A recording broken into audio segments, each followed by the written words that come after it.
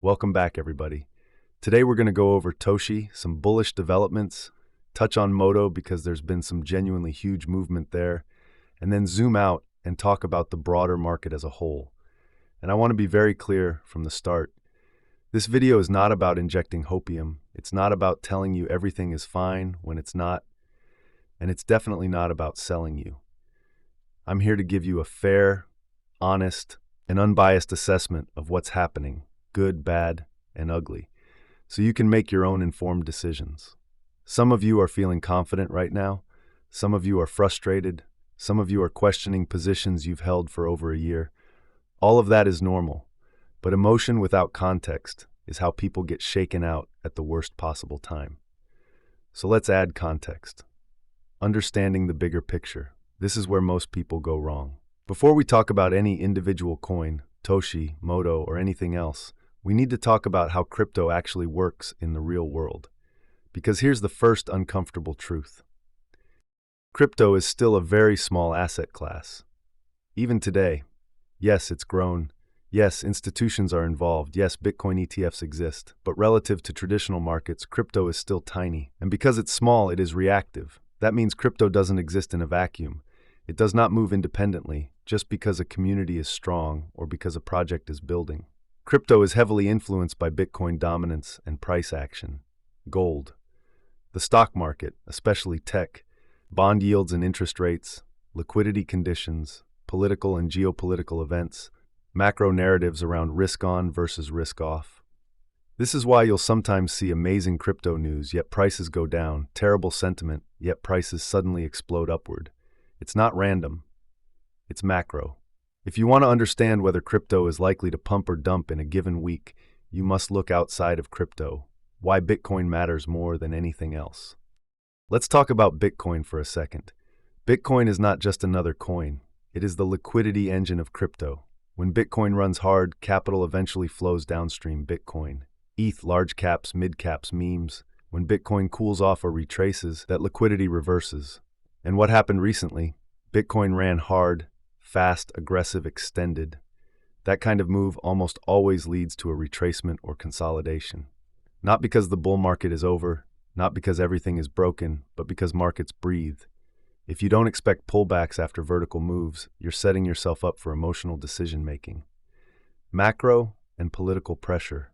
Why timing matters. On top of Bitcoin's extension, we also had macro uncertainty, political headlines, policy speculation, risk markets, hesitating. Regardless of where you fall politically, markets care about uncertainty. Uncertainty causes reduced leverage, reduced risk appetite, temporary capital rotation into safer assets. When that happens, speculative assets feel it first.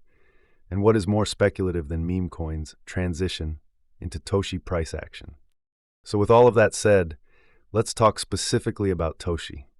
And I want to be very honest here. I'm not going to sit here and tell you I predicted this exact dip. I didn't. But what I did expect was some form of retracement after Bitcoin's aggressive move, broader market hesitation, cooling risk appetite. That's just market structure. The numbers that actually matter. Let's look at where Toshi is right now. Down roughly 4% today, down around 10% on the month, and for the first time in a long time, down approximately 9% on the one-year chart. That last point is crucial. For over a year, the vast majority of Toshi holders were in profit. That creates a very specific psychological environment: confidence, patience, strong hands, conviction without stress. But now that's changed, the psychological shift. No one talks about. Here's what happens when long-term holders go underwater for the first time. Confidence turns into doubt, patience turns into frustration, conviction turns into second-guessing. And this is where sentiment breaks. Not because the project failed, not because the ecosystem died, but because human psychology hates being wrong, especially after being right for so long. This is exactly why Toshi sentiment is currently at an all-time low. And yes, sentiment matters, but not in the way most people think. Why low sentiment is often the setup, not the end. Here's the reality that most people don't want to hear. Toshi sentiment is always weakest near local bottoms. Always. Every red period FUD increases. Twitter turns bearish. Confidence evaporates. People start rewriting the narrative. And every green period, everyone was always bullish. conviction magically returns, risk management disappears. That cycle repeats over and over again. Historically speaking, the best times to accumulate Toshi have been red days, not green ones. Not when everyone is euphoric, not when market caps are making headlines, not when influencers are screaming targets, but when sentiment is broken, addressing the people who are frustrated. Now let me speak directly to a specific group of people. If you bought Toshi near the top, around the $900 market cap, and you never took profits, never sold to reduce risk, never dollar cost averaged, never adjusted position sizing, then yes, I understand why you're upset.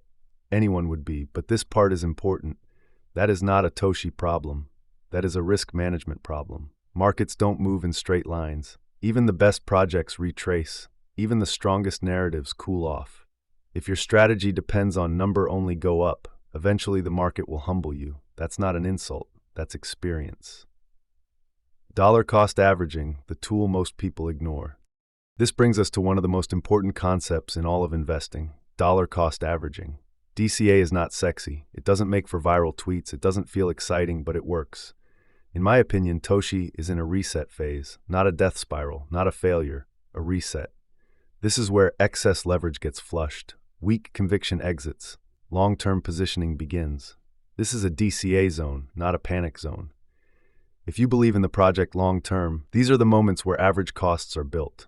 Quietly, patiently, without applause, not when everything is euphoric and screaming all-time highs. Conviction versus blind faith. Important distinction.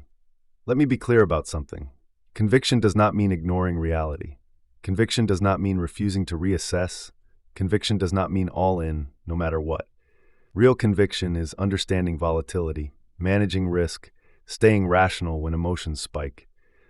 And I'll say it again, a Toshi full send is inevitable. Not because I want it to be true, not because of Hopium, but because of structure, branding, ecosystem development, and market cycles.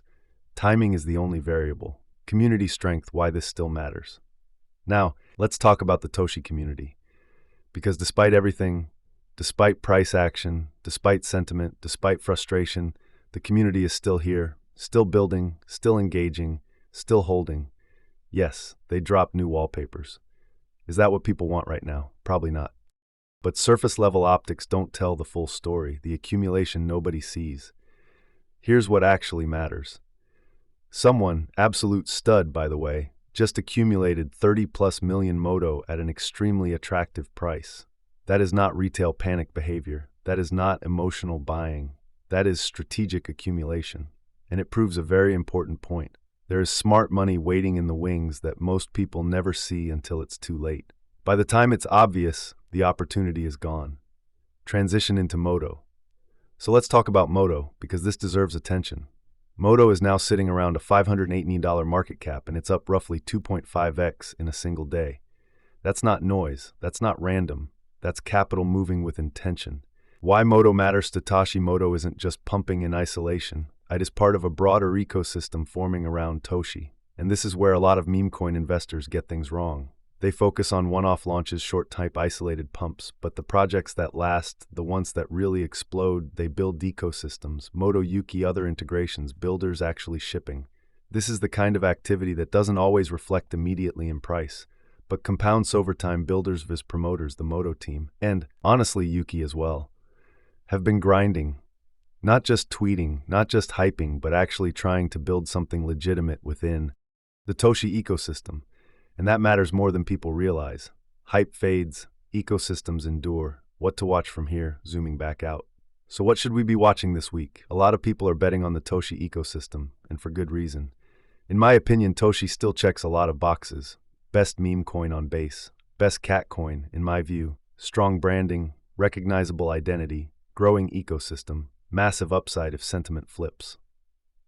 At these prices, accumulation makes sense, especially for people who bought during the hype phase and want to repair positioning. The $100 line in the sand. And I want to be extremely clear about this. If Toshi drops under $100 market cap, I personally view that as borderline free money. Not because it can't go lower, not because risk disappears, but because at that point, risk-reward becomes asymmetrically attractive. That's where I'm absolutely looking to add final thoughts for real this time. At the end of the day, I genuinely believe in Toshi long term. I've said it before and I'll say it again. This is not financial advice, this is not a guarantee, but these are the moments where conviction is built, not broken when sentiment is low, when patience is tested, when noise is loudest. That's it for today. If you enjoy this type of content, like the video, subscribe, turn on notifications.